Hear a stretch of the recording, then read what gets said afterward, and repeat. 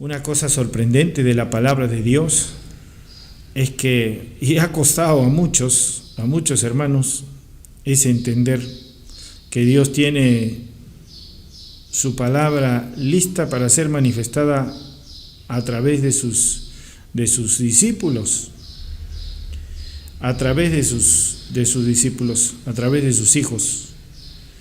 Y esto no es algo que el hombre pueda o deba proponerse en su corazón decir, es decir, que venga, digamos, de sí mismo, a eso me refiero, ¿no? No es algo que el hombre deba de buscar en su conocimiento o en su sabiduría, ¿no? Sino esto es algo que debe de manifestarse puramente por la voluntad de Dios. Ahora, les digo que esto no es sencillo porque todos han estado acostumbrados a hacer la tarea, es decir, a estudiar, a prepararse para dar la palabra, así como se preparaban para un examen en el colegio, por ejemplo, ¿no?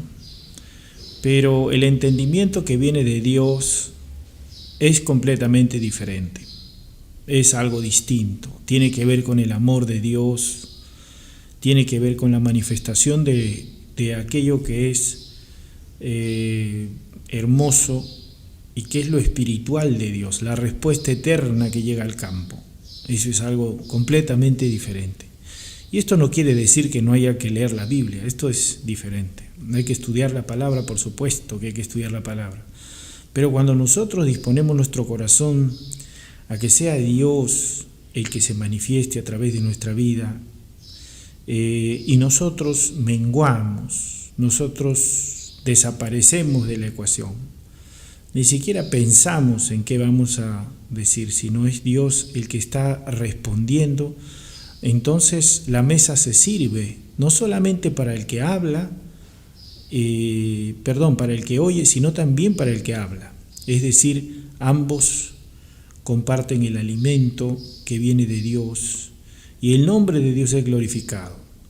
Porque si la palabra es dada desde el conocimiento del hombre, el hombre no puede responder lo que no conoce que está pasando en el campo. Quizás oímos sermones o palabras que le dicen a las personas cómo caminar, cómo andar de acuerdo a la palabra de Dios y todo eso que tiene un sentido moral, espiritualmente hablando, no humanamente hablando, sino una moralidad espiritual, que todo eso que tiene, digamos que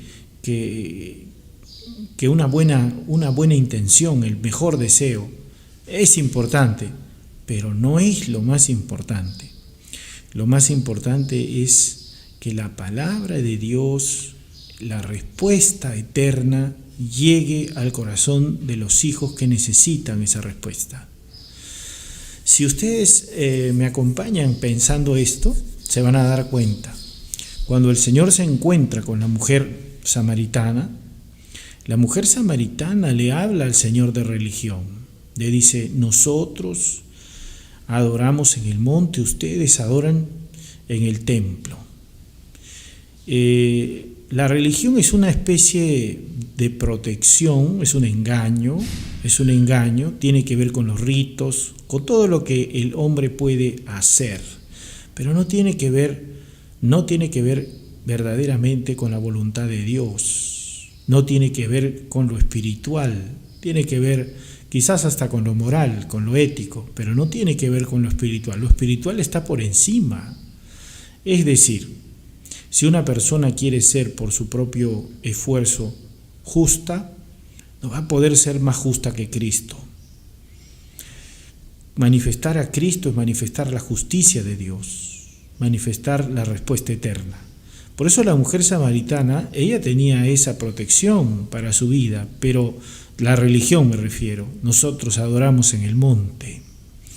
Ella seguía un rito, seguía un patrón, seguía una forma de comportamiento que había aprendido probablemente de sus padres, probablemente de ellos, de su sociedad también, pero no había tenido una respuesta directa, una respuesta eterna para su vida. Entonces cuando el Señor le dice, ven con tu marido, cuando le ofrece el agua de la vida y le dice, ven con tu marido, la mujer le contesta algo, le dice, Señor, yo no tengo marido.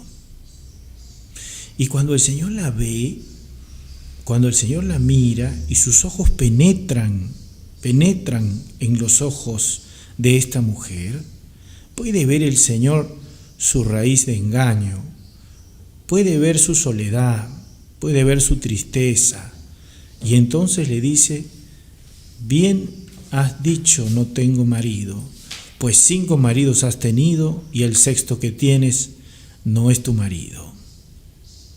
Y entonces ella recapacita y se da cuenta y analiza en esta palabra y profundiza en esta palabra, no tengo marido. Y puede ver que la obra de sus manos ha producido nada, que todo lo que ella ha buscado, salir de sufrimiento, salir del acta de maldición, de Génesis 3, 17 al 19, no ha podido lograrse ni siquiera con el 6º marido. Entonces estas cosas no han servido, pero hay algo en lo que el Mesías le está diciendo que nadie jamás en su vida le ha dicho, no tienes marido. Nadie le ha dicho eso. Nadie le ha llamado la atención sobre ese tema. Y entonces, esta es una cosa que a ella la mueve, y la respuesta de ella es, Señor, tú eres profeta.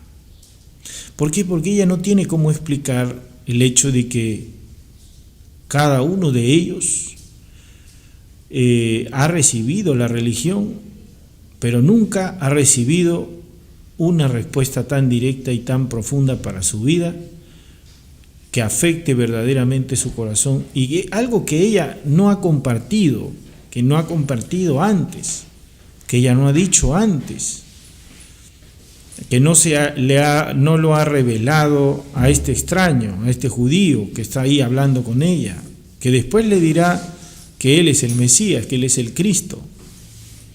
Y sabe que esta mujer, al escuchar esto, al entender y al reconocer que él es profeta, se da cuenta en la respuesta del Mesías, se da cuenta en la respuesta de Jesús, una cosa que antes no había visto.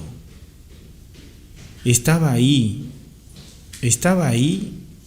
alguien que le había dado una respuesta como nunca antes había recibido de ninguna persona, de nadie. Cuando ella entra a Samaria dice, ¿no será este el Cristo? ¿No será este el Cristo? ¿No será este el Cristo? Porque había una gran expectativa sobre el Mesías. De hecho, ella misma le dice, llegará el Mesías, aquel que llaman el Cristo, y nos revelará todas las cosas. Y el Señor le contesta, soy yo el que habla contigo. Mire ese encuentro, una persona que está buscando en la expectativa de respuestas, acaba de tener una respuesta de un hombre al que considera profeta y que le dice lo que nadie le ha dicho, una palabra que solamente el Mesías puede dar, en su conocimiento, en su profundidad, en su amor. Y no la rechaza, pero le muestra esa raíz de engaño de su vida, ese pecado de su vida. Y ella tiene la oportunidad de ver por primera vez que eso no es. Y no solamente eso, sino que se queda con el Señor, porque todos los hombres de Samaria que escucharon la palabra dicen, ya no creemos por los dichos de ella, sino porque nosotros lo hemos visto y oído. Tú eres el Cristo.